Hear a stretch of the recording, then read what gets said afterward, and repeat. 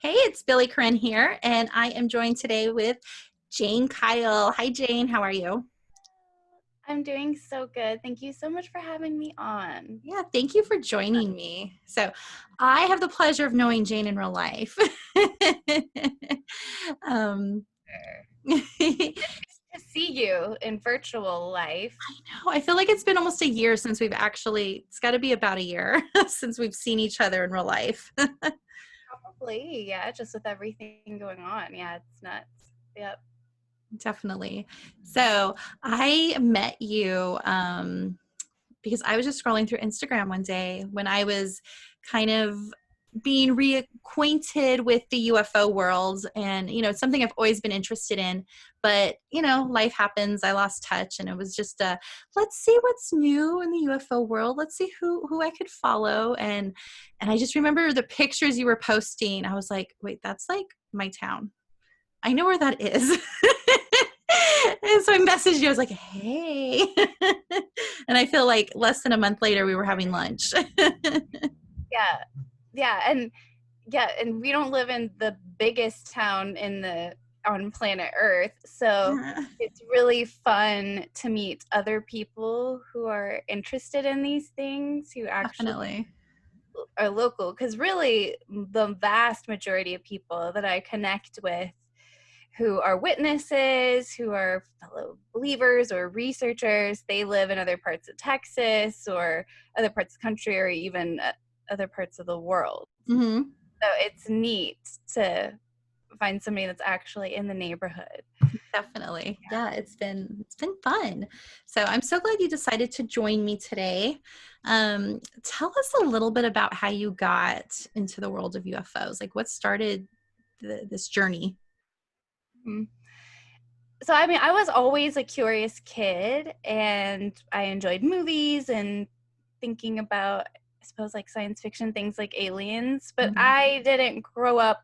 I never saw anything as a kid. I didn't hear stories about it. I didn't read any books. I didn't really know anything. Hmm. So a lot of people who are authors or researchers, they actually, many of them will come from military families, and they will literally have heard stories of their family members seeing things at sites, you might guess, like Area 51. That was not it at all for me.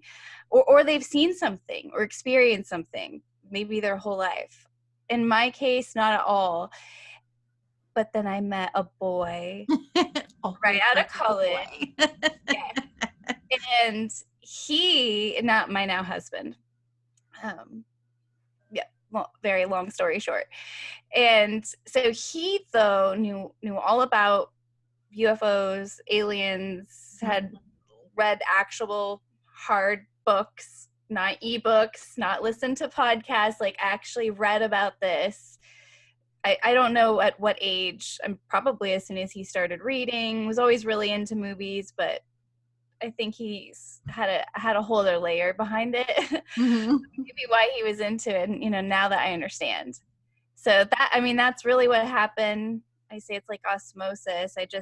How can you, I think once you discover all the cases and you Hmm. find out that, wow, UFOs are real, it's real. You can't unsee it, Right.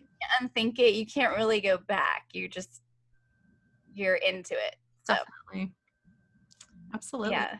So you host the Weird UFO Show. Yeah. So tell us about that. Yeah.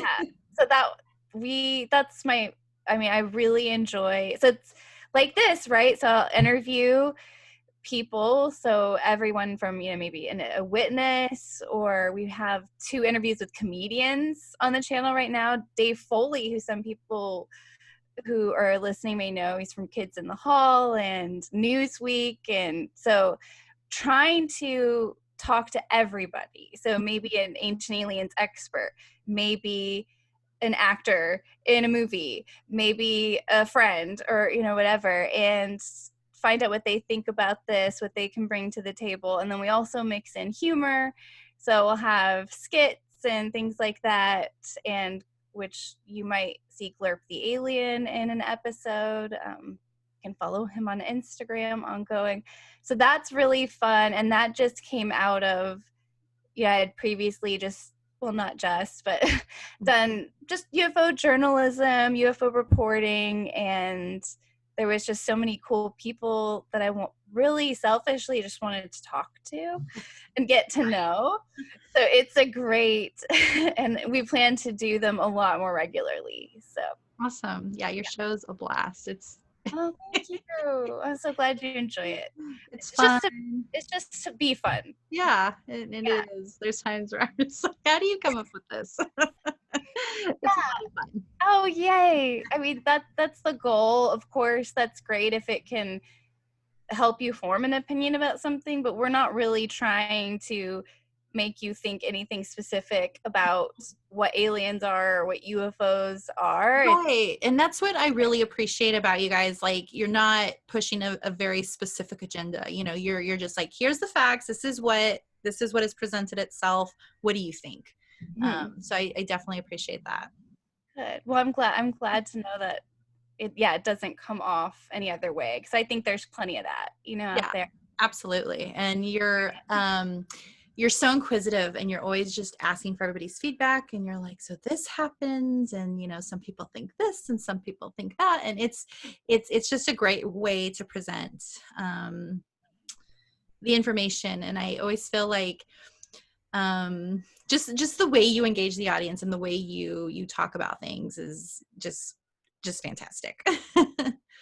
So yeah, that makes me feel so good, because I mean, otherwise, why do it, right? Like, because if people don't if you can't get people interested in it or wanting to participate in it, if you're just talking at them about what you think and right, they're just absorbing your thoughts, then I would just hate to live in a world with a bunch of people that just thought exactly like me about this, because I know I don't have it all figured out. So that would be definitely, it would make these interviews really boring if we just agreed on everything.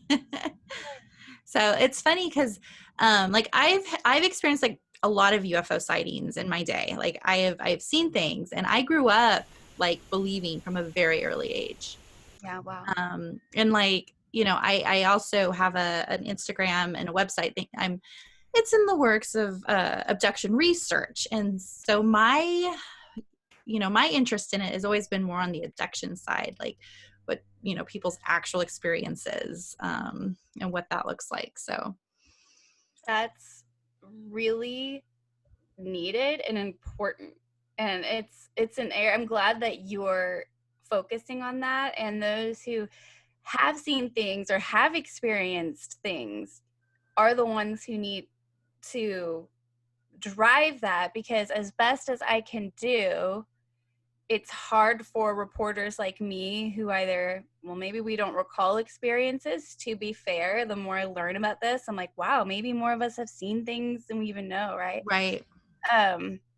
But it's really hard for reporters who haven't had those firsthand experiences to, we can help to lead the conversation. I can get the report and share it, but there needs to be the conversation between those people who are having those same experiences. Like, what are they having in common?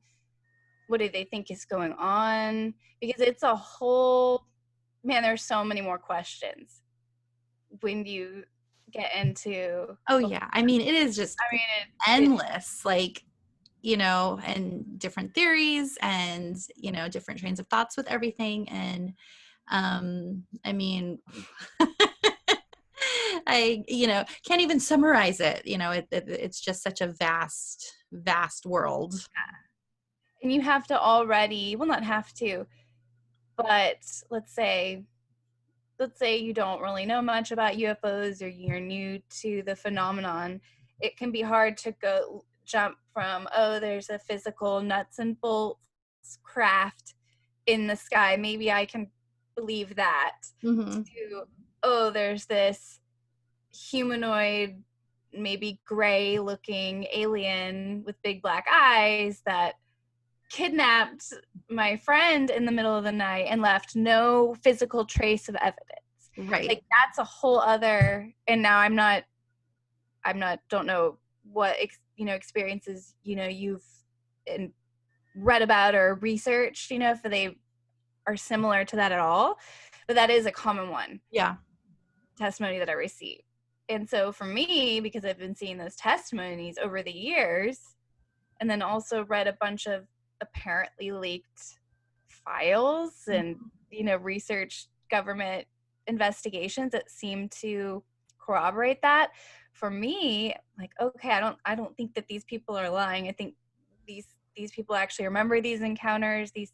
There's something happening. Yeah.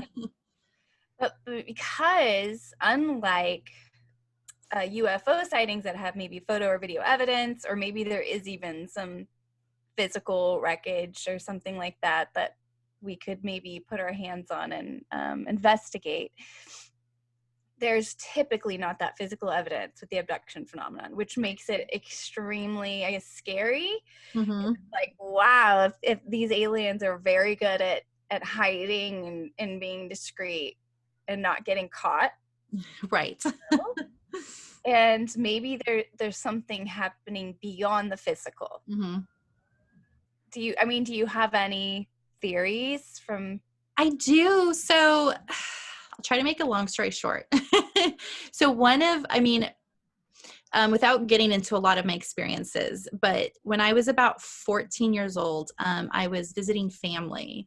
And my aunt, she had this group of friends who, since like the 60s, got together on a weekly basis and did the Ouija board. And they have like books like this thick, like dozens of books of just their readings and, all the things that they've done through the years. And it was so much fun. But in the middle of their reading, so they did the Ouija board. I was just there enjoying my time and, just there for the experience. And like when the conversation started, I may ask, was it like daytime or evening time? Do you remember? Honestly, I don't even remember. Yeah. I mean, this was a little over 20 years ago. I don't know if there's like a, that's always the cliche. Right. So, dark, the candles lit. Yeah, no, it wasn't like that at all. Yeah, it was just like, it was super casual. I mean, lighthearted, casual. Mm-hmm. Yeah, like, let's sit down. Okay, pull out the Ouija board. That's my kind of Ouija board session. Maybe give me like a glass of wine. Right. That's how I would want to do it. Yeah. For sure. And it was super lighthearted. And when the conversation started, it instantly started talking about aliens. And it was like, some people are special. I'll find the exact reading and I'll post it with the show notes, like exactly what it said. But it talked about, that most people, or the people who are special, who are able to commune with them, like in their sleep and everything. So it was very clearly like not a physical interaction with them. But that definitely like solidified some of my thoughts that I already had on these experiences that people were having, people I know were having. And it was like, that makes sense. So I very much believe that. Yeah.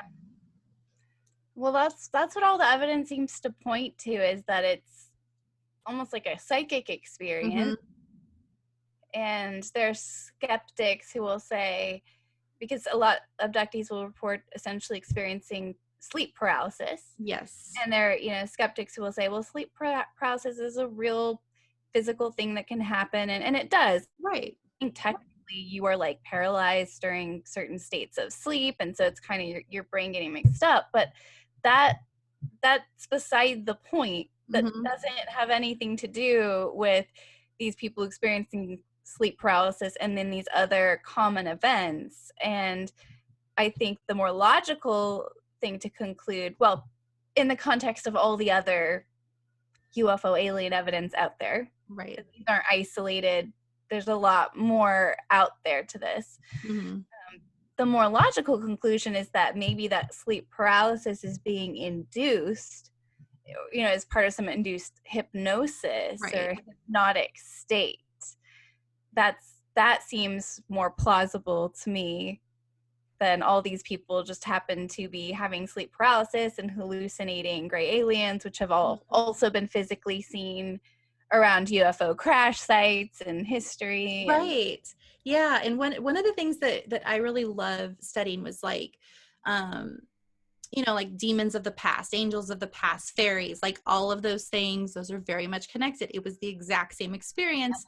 The face just looked different, like, so I mean, it's endless. There's so many pieces to the puzzle here. Yeah, it's never ending. Have you seen the movie The Fourth Kind by chance? I have not. We just watched it. We have a new Yes.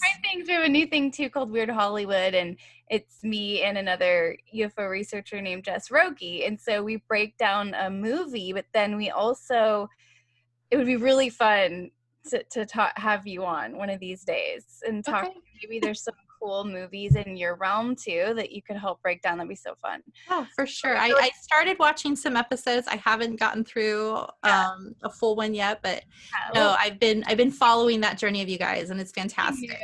So, I mean, I know my mic didn't really work last time, but it will work next time. So we're getting the hang of it. Yeah.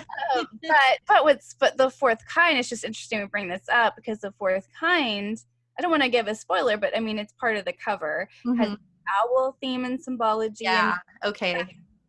That's in a lot of other movies too. And the theory goes that people have these sightings of aliens and like throughout history, and in history and modern times, essentially replace what they're seeing is so hard to fathom or is even traumatic. They replace these entities with other more known beings, right? So it kind of like shape shifts in the sense that the person experiencing it like uses different words, or like we can't possibly, like, we don't understand this, we can't possibly try to explain what it really is, so we're internalizing that and projecting in a way that we can share with the world. Yeah, exactly. Or maybe the being itself presents a certain form or something. Yeah, definitely. Yeah, well, I will definitely watch that movie, because and if you have any good, or if we've been focusing on a lot of UFO and alien movies, but I'm excited to watch more like witchcraft movies, things like that. Like, where do they get things completely wrong but then kind of right? I'm always interested in those kind of right parts. Yeah. That the movies get, like, oh yeah, well, there's like a real case that was kind of like that and stuff. So that's the kind of stuff in movies. Yeah, no, I am down for that. I'm getting ready to rewatch The Craft. I haven't watched it since like probably high school, honestly. That totally would be like a super nostalgic one to watch. Yeah. Like on Halloween or something. Yes. Yeah. We usually watch Practical Magic every Halloween. I know I have a friend who it's like her favorite movie, and so we always start it so that the whole midnight margarita scene comes on right at midnight, and we can have our margaritas. That's so fun. Well, that's fantastic. Okay, so there's a lot going on in the news right now. UFOs. Yes. So share with us. I mean,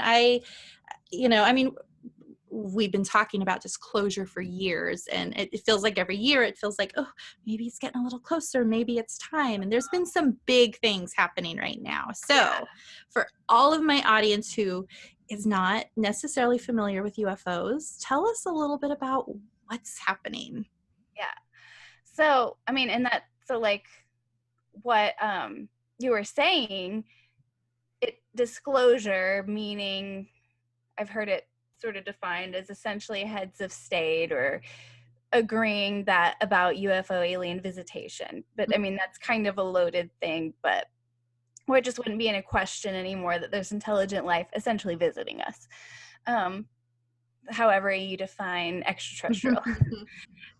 So that has been a rumored thing that's going to be happening, sometime soon, a huge debate. People will be like, oh, it's never going to happen. I roll. Or people will be like, I think it's already happened. But nobody would really come to any kind of agreement. But lately the conversation has been, wait, did disclosure happening, or did disclosure happen, or like, is it happening right now? That's what the conversation's been, Right. you know. And then I've noticed a lot of people who maybe had questioned it before haven't necessarily been tweeting as much, or those tweets aren't getting retweeted as much, maybe is what it is. But the reason why, and so I'd have to say it really started in December 2017. The New York Times came out with an article saying the Pentagon had very recently investigated UFOs, believed UFOs to be real. I think they alluded to UFOs being a threat, not being man-made. That's actually a pretty big bombshell. They mentioned also in the story very casually that Robert Bigelow, aerospace company CEO, actually had a contract with this top secret UFO program and was even storing, I think it was metal alloys, but debris that had been recovered as part of this UFO program in his Vegas buildings in secret. So this all came out in December 2017 in the New York Times, really big. And now fast forward to 2020, and we have some new New York Times articles, kind of like the cherry on top, or, you know, dotting the I on what first came out in December 2017, where the story goes, New York Times story goes, that the Defense Department was briefed about the recovery of off-world vehicles, and that, yes, not only did the Pentagon recently investigate UFOs, but it actually continued that investigation. It wasn't disbanded. More is to come. Essentially, physical UFO craft, maybe not, but materials have been recovered or being investigated. And this is a year that we've had the president now make 3 statements about UFOs, which is unprecedented and not in a joking way. 3 now, which is just wild, in addition to other politicians now talking about it. So these are things that are unprecedented, New York Times stories that are unprecedented.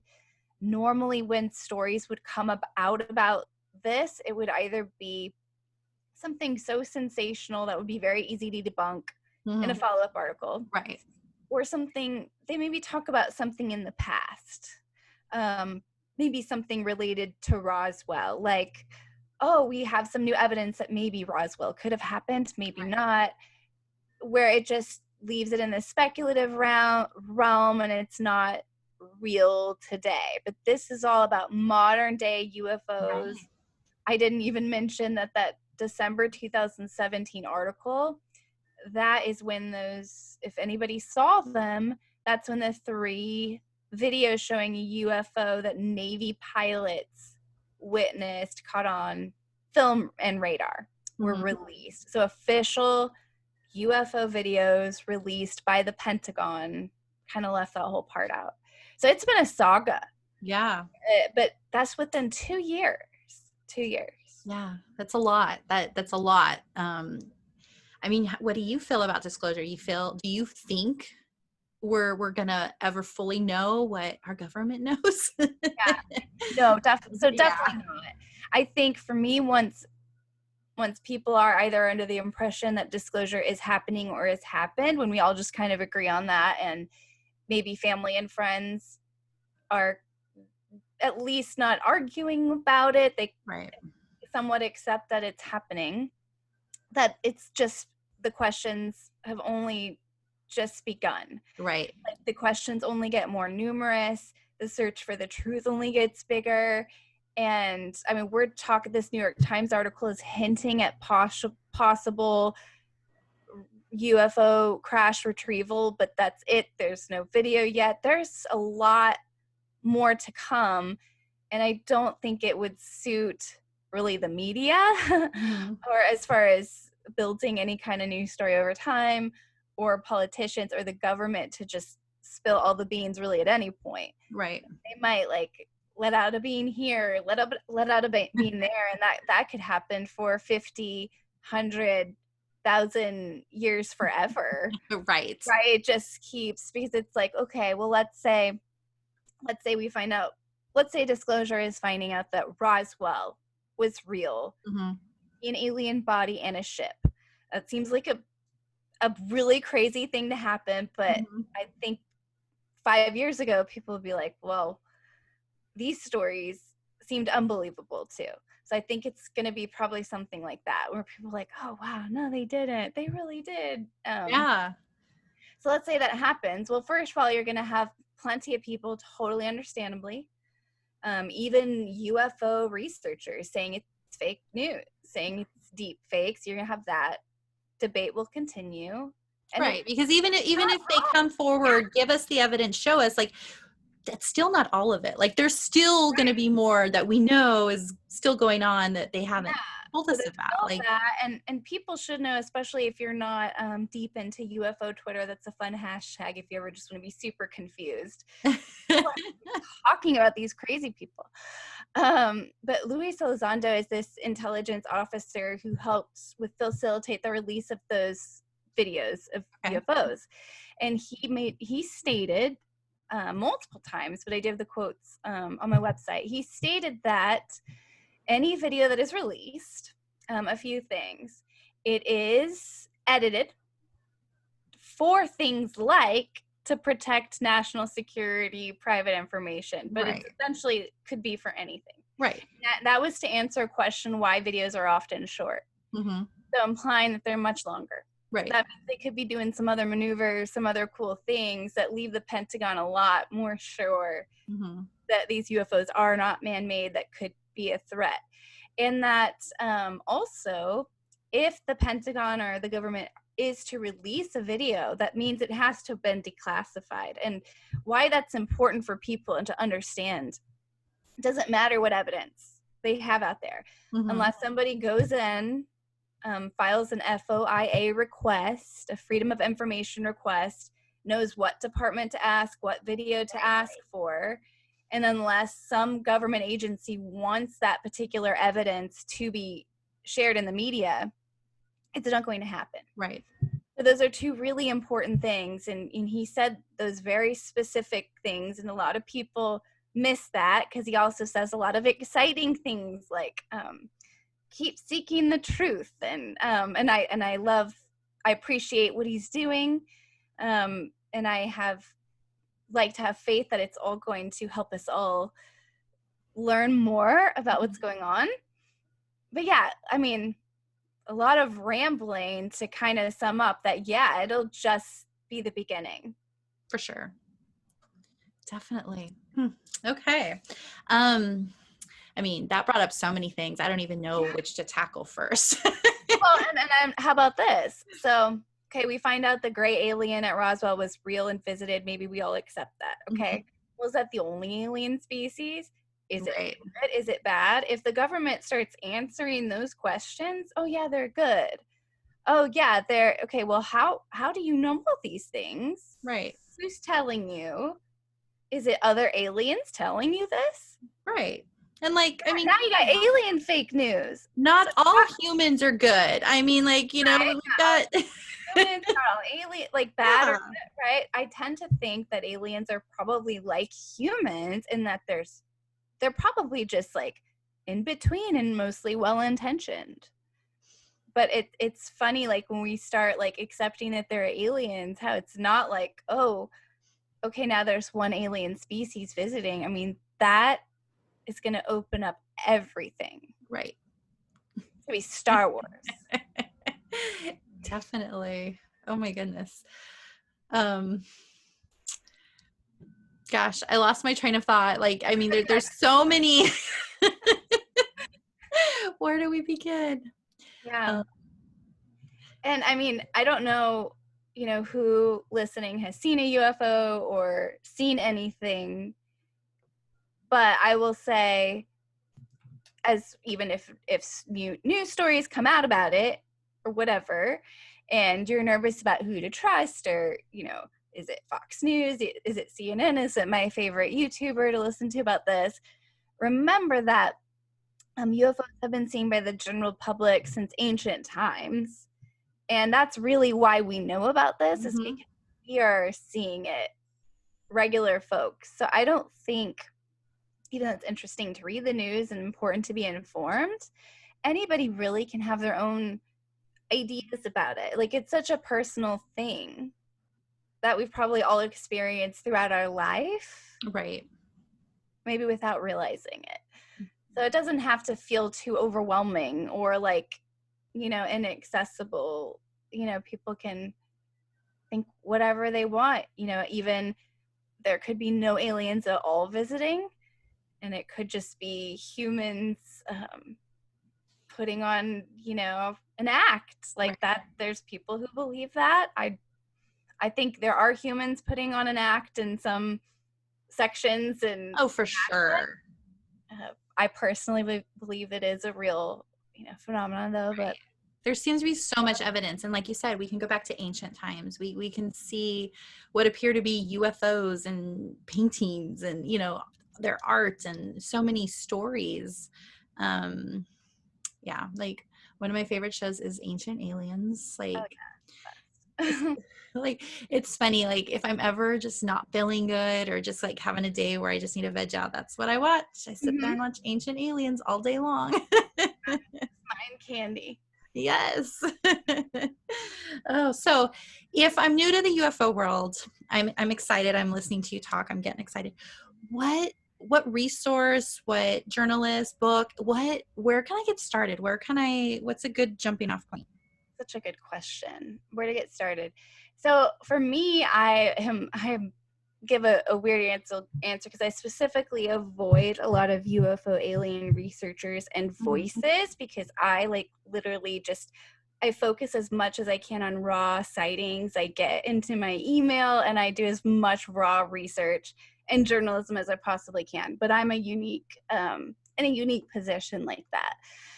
But that said, I think what is important is that whoever or whatever you listen to, whoever is your primary, I think look to individuals rather maybe than like news sources or platforms. You don't need to go to, say, get your information on Reddit or get it on YouTube, but maybe me. No, but there's lots of good, I have my friend Rain Sprague. He's really great. He does some really great interviews. I mentioned Jess Rogie earlier. There's, what actually, and these are just people I can personally vouch for. Some full disclosure, I just happen to know these people. I think they're cool. I think they're genuine. I think they believe in this and are genuinely seeking the truth. But I know there's a lot more. But another really, a great way maybe to get into it would be to watch Bob was the documentary, which I think is still on Netflix. I think it is. Bob Lazar, and I never can get the full documentary title right because that's okay. We'll look it up in the show notes. Yeah, you'll find it. And it's director Jeremy Corbell, who I just happened to know. Went out, spent time with him out at Area 51, and so he's just, I think, genuine in his search and his, he's brought Bob Lazar, who claims to have worked at Area 51 on basically trying to understand alien technology. There's a lot of debate about if he is the real deal or not. He has kind of a personal backstory that, he's not a perfect angel, but that's probably the type of person, though, that might feel a little bit rebellious. And that's just kind of my personal take on his personality. And that's not offensive to him or, but that's kind of my take, is the type of person that maybe isn't a perfect angel is the type of person that might come out. For sure. You got to have that rebellious mind and said that they weren't supposed to come out about. Yeah, exactly. So I think that, so it would be an easy target for a group of people kind of like the Men in Black, which we just now know existed. We know that UFOs were a classified topic. That means if there was any real journalism going on about it, real whistleblowing, whatever you want to call it, there would have been an effort to undermine it, to discredit it, even to this day. So, and it's okay if folks think that, also even Bob Lazar says he was given a lot of materials like briefings And even he understands that that government network is very compartmentalized. And so that even the information he was receiving and even what he was interpreting could have been completely wrong. Right. Like Absolutely. he may not have even been looking at alien tech, I think he would almost say. Right. Um, And I believe, I mean, he had like above top secret clearance, and I mean, there was a lot there. But that might be a good, and why I say that's a good starter for people is because even if for some reason you don't believe Lazar, he definitely did know something and was part of some, because he was talking about essentially Area 51 before it was publicly known, Right. and a bunch of things. And a lot of what he says are things that have been verified in other cases by other witnesses and things like that. So kind of no matter what, it's a I guess a good starter kit. Right. It's Not a gonna starter kit on it all. I mean, you can find a gazillion documentaries or videos showing different purported UFO sightings. It never ends. So I mean, you can definitely do that too. But I think finding those testimonies or from people who worked on in these government programs is eye-opening. Definitely. No, absolutely. Speaking of Jeremy Corbell, I'm going to jump a little bit to his Skinwalker Ranch. And that's the other good one. What is it called? I was actually going to, is it Hunt for the Skinwalker, or is that? I'm so bad. Okay. I can totally look it up later too. I was just, we can look it up, but yes. So I enjoyed, I always love Skinwalker documentaries and things. Anyway, I used to live about 10 minutes from Skinwalker Ranch. Wow. And did you go I get it was very close. Yeah, we'd get as close as we possibly could. That place is creepy. And did you ever did you ever see anything? Yeah, so this area that we lived in, I mean, the Uinta Basin in Utah, you know, I know they have a lot of you know, supernatural. Skinwalker. Sorry, okay. Hunt for the Skinwalker. Hunt for the Skinwalker. Yeah. Sorry, go ahead. We lived in that area for about 5 years. But I've always been really sensitive to energy, you know, any sort of disturbances and things. And even just driving by that ranch was just too much for me to handle. Like there was so much. There's a buzz in that area. You know, it's like that's all I could feel in that whole surrounding area is just like, you know, that like, you know, like static electricity in the air feeling. And but yeah, I'd be nervous to go, you know, with all the stories and stuff. Like I wouldn't want to bring something back home with me. Right. And I mean, for folks who don't know, Skinwalker Ranch is that's another, again, Hunt for Skinwalker. So Jeremy Corbell, who's very well familiar with the Bob Lazar case, is also essentially a Skinwalker Ranch expert. Sorry, something on my lip. Like a thread from my shirt. Speaking of static electricity. Right? No joke. I'm so sorry. That's literally what it is. Yeah, so he's also an expert on that, which is interesting because I haven't really even talked about how he connects it or if he even can, because Skinwalker Ranch is like every type of phenomenon has been like Bigfoot, cattle mutilations, I think Bigfoot, but weird entity sightings, a lot of UFO sightings. Obviously, the Skinwalker Ranch legend is the Skinwalker, which goes back to I think Native American legend of seeing the Skinwalker. What is that? Do you know what it looks like? Is it a big shadowy figure maybe? Yeah, I don't know. So because like living in the area and stuff and talking to the locals there, like I know so many stories and things that like it's hard for me to differentiate between like what's reported and what's, you know, just what people talk about. But it's like and so if that's real, what's going on there? What does that mean? Is that some kind of what is happening in that whole area? to attract all that kind of phenomenon, Mhm. could it be mimicking other things? Like, it's so it that's why I say if disclosure happens, it's not like suddenly we understand Skinwalker Ranch, Oh yeah, no. I mean, right? Or we understand all could the ancient never. cave art, like, Right. yeah. Yeah, there's so many levels of all of this. Like we're never, I mean, I have a hard time believing we could ever fully understand it, in our lives today. Like, because even I feel like even if we were presented with all the facts, I still don't think we would comprehend it.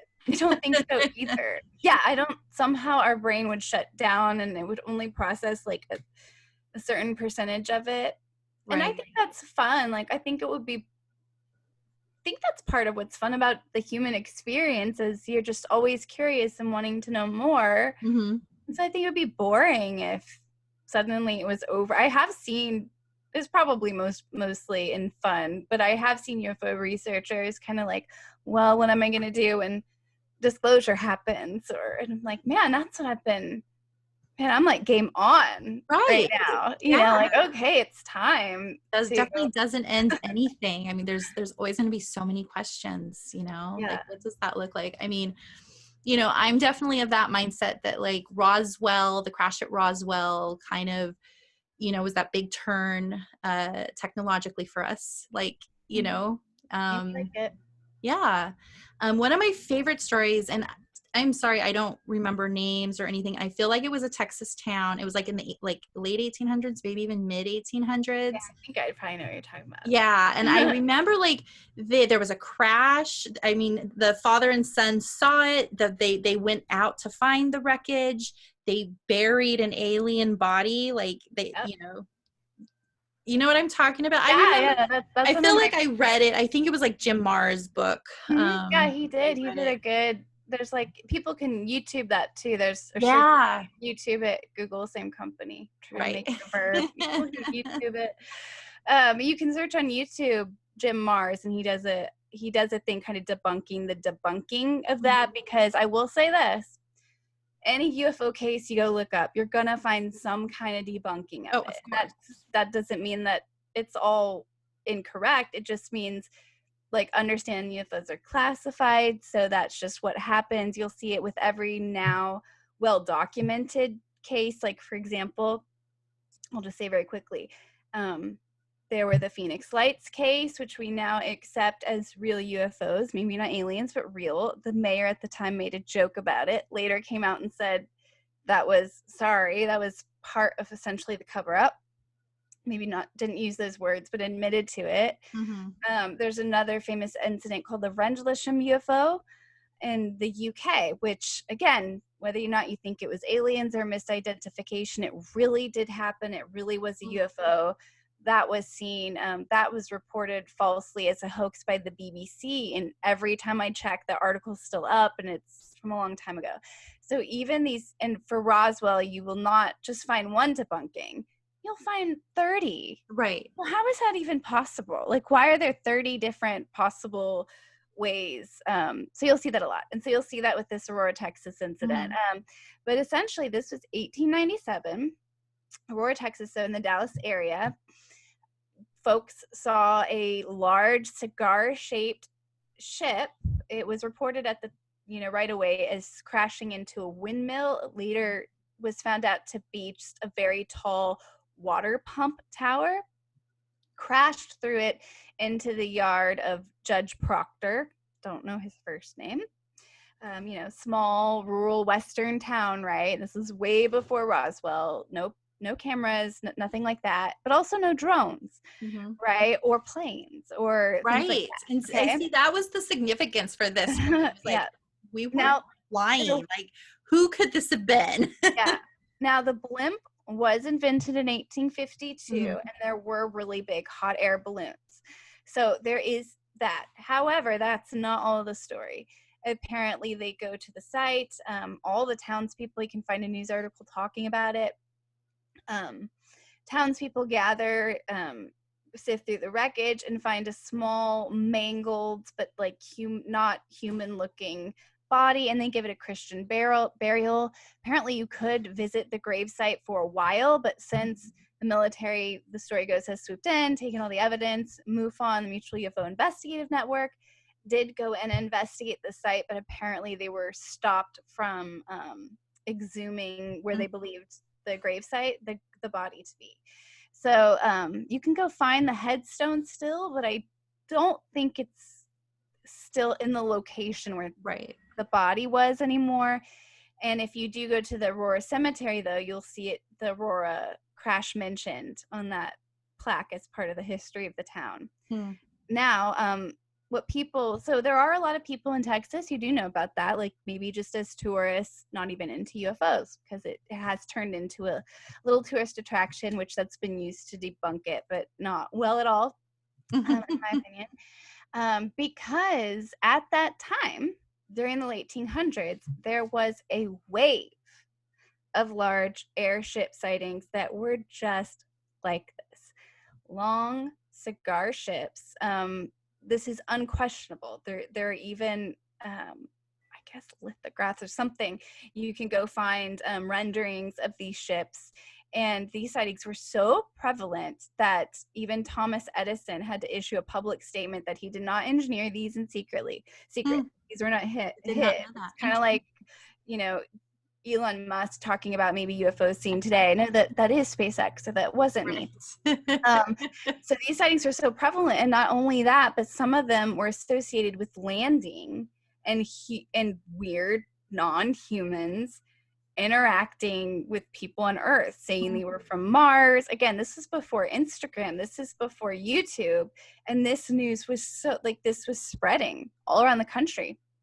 In one report I heard, they saw naked people, like as if they were pedaling, like singing. It was almost like they were kind of like Mars hippies or whatever. I think hieroglyphs were described as well, like hieroglyph, which we've heard that reported in the Roswell case. We've heard that reported also in the Rendlesham UFO, which I mentioned earlier. And then here we are in Aurora, Texas, reporting that.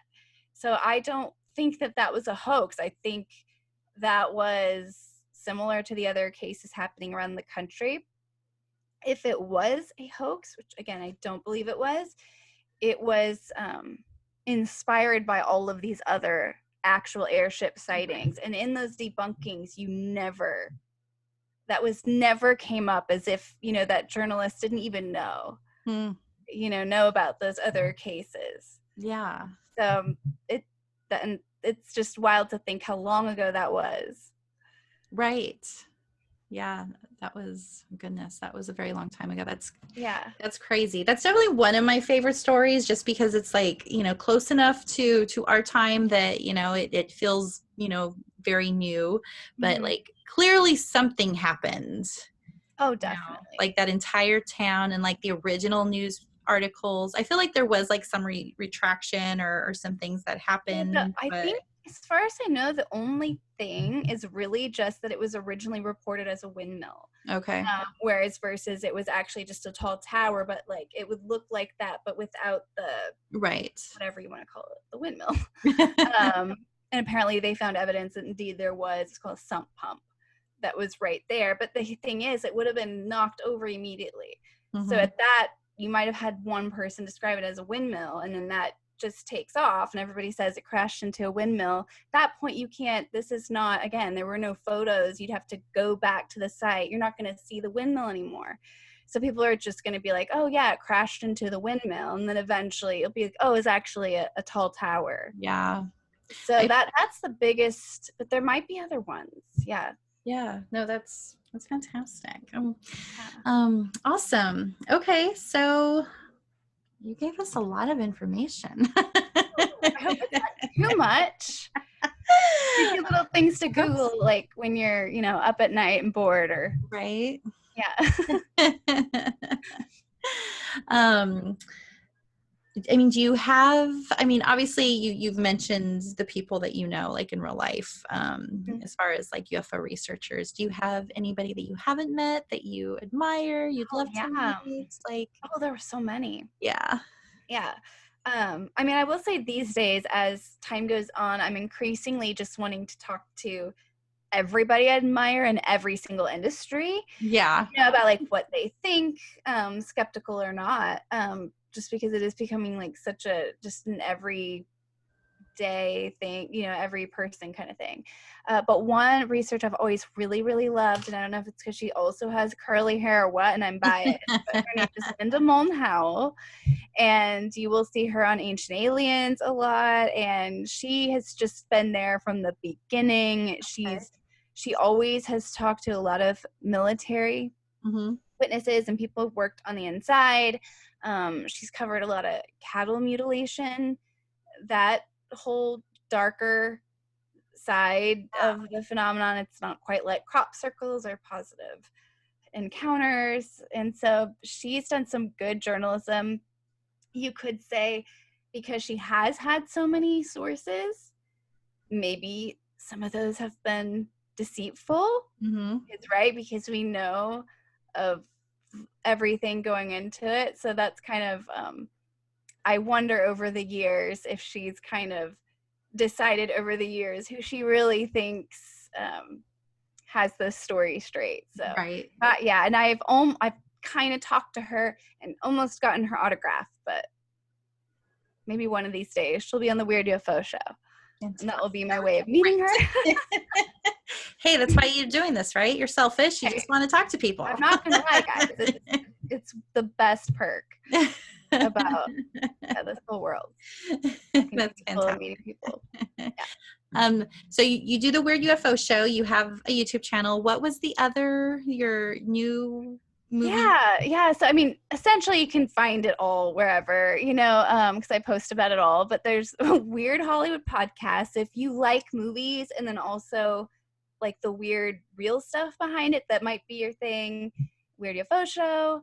And I'm also trying to do this series called Keeping It Weird, just where it's me talking about different cases and investigations and kind of classic YouTube, bring it back to like some of my roots. Yeah. And And then if you are in Texas though, and you want to follow UFO sightings happening right here or share your sighting, there's TexasUFOsightings.com. So that still is chugging along with everything else, because people are seeing things all the time. So fantastic. Well, thank you so much for joining me. This has been a blast. I hope you join me again. Well, I mean, we just barely touched on everything. Anytime. Yeah. Awesome. Well, take care. I'll talk to you soon.